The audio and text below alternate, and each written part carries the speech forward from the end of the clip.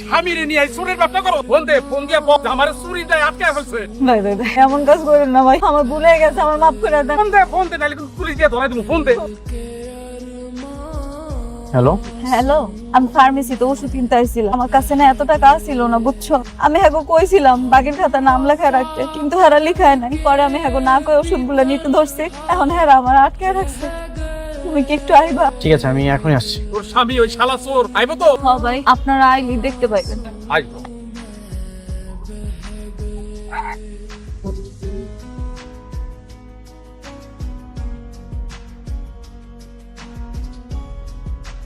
আপনার এত বড় সাহস, আপনি আমার ওয়াইফের হাত ধরে আছেন? মেঘলা, তুমি ঠিক আছো? আপনার মাথা কি ঠিক আছে? এরকম একটা চুন্নি আপনার বউ হয় কিভাবে? কি বললেন আপনি? আর একটা উল্টাপাল্টা কথা বললে এই শহরে টিকতে পারবেন না। সরি স্যার, ভুলে গেছে। এই ওষুধের দাম কত? 4840 টাকা স্যার।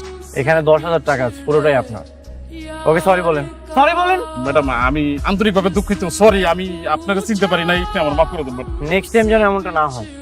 মেঘলা, এসব তুমি কি করতে গেছো? তোমার টাকা পয়সা দরকার ছিল তো আমাকে বলতে, আমি তোমাকে দিয়ে দিত। তোমার উপর কত চাপ হয়ে যাইতেছে। এমনি আব্বার অপারেশনে কতগুলা টাকা লাগছে, এর মধ্যে আবার তোমার নতুন নতুন চাকরি হয়েছে, এতগুলা টাকা তুমি কেমনে ম্যানেজ করো? এর লিগে আমি ভাবছি এই টাকাটা দিয়ে আমি ওষুধ কিনি। আমি তো সন্ধ্যার দিকে নিয়ে আসতাম, কেন যেগুলো করতে গেছো? সবই ঠিক আছে, কিন্তু তোমার হঠাৎ এত পরিবর্তন, এতগুলা বডিগার্ড, পিস্তল, গাড়ি, আমি তো কোনো কিছু বুঝতেছি না কি হইতাছে গল্প। মেঘলা, বাবার তো ওষুধ খাওয়ার সময় হয়ে গেছে, এটা ধরো। আমার একটু অফিসে কাজ আছে তো, তুমি তাহলে সাবধানে বাসায় চলে যাও। বাবা, তোমার একটা কথা দিকে, হ্যাঁ বলেন। গাড়ি নিয়ে আমার বাড়িতে আসছো, তুমি এত টাকা কই পাইলা? গাড়ি তোমার বন্ধু কি তোমার টাকা পয়সা গাড়ি বাড়ি সব ফেরত দিচ্ছে? না না আব্বা, তুমি ভুল কইতাছো, এটা তো আগের গাড়ি না, আমি দেখছি এটা ওর নতুন গাড়ি। তুমি নতুন গাড়ি পাইলা কই? আরে ওইটা তো আমার গাড়ি না, আমি যে কোম্পানিতে চাকরি করি ওটা হচ্ছে সেখানকার, তাদের জিনিসই আমি ব্যবহার করছি। কিন্তু দেহা তখন মনে হইতেছে তুমিই মালিক, কোম্পানিতে যে তুমি চাকরি করো এটা আর মনে হয় না। কোম্পানির মালিক আমার পরিচিত, আমার অভিজ্ঞতার কথা শুনে তার বিজনেসের একটা সেক্টর আমার জন্য ছেড়ে দিয়েছে, আমাকে দায়িত্ব দিয়েছে। তাহলে তো